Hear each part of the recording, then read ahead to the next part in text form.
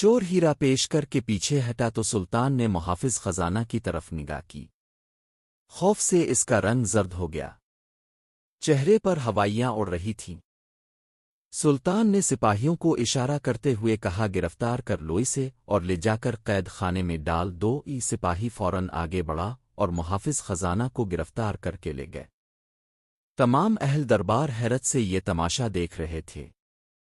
سلطان نے کہا، اس نامراد کے متعلق ہمیں ایک عرصے سے اطلاعات مل رہی تھیں کہ یہ امانت میں خیانت کر رہا ہے، مگر اس کی خیانت ظاہر نہیں ہو رہی تھی کیونکہ یہ اپنا کام بڑی ہوشیاری سے کرتا تھا، مگر ہوشیار سے ہوشیار چور بھی ایک دن قابو میں آ جاتا ہے۔ اب ہم اسے ایسی عبرت ناک سزا دیں گے کہ آئندہ کسی کو امانت میں خیانت کرنے کی جرت نہ ہو۔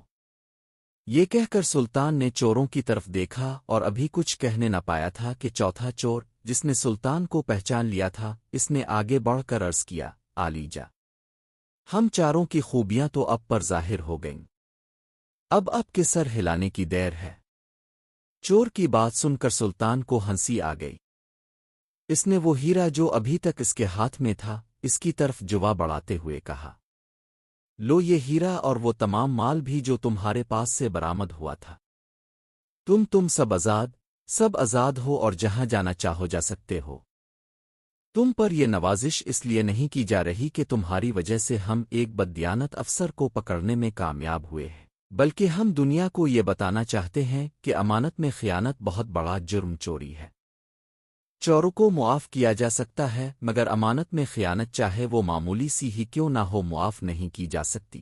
چاروں چور جو اپنے خیال میں اپنی زندگی سے ہاتھ دھو بیٹھے تھے، اشرفیاں اور ہیرے جواہرات سمیت خوشی خوشی سلطان کو دعائیں دیتے ہوئے دربار سے رخصت ہوئے۔ سلطان کی اس مہربانی نے ان کے دل پر ایسا اثر کیا کہ آئندہ کے لیے انہوں نے چوری سے توبہ کر لی اور باقی ساری زندگی شریف اور نیک انسانوں کی طرح بسر کی۔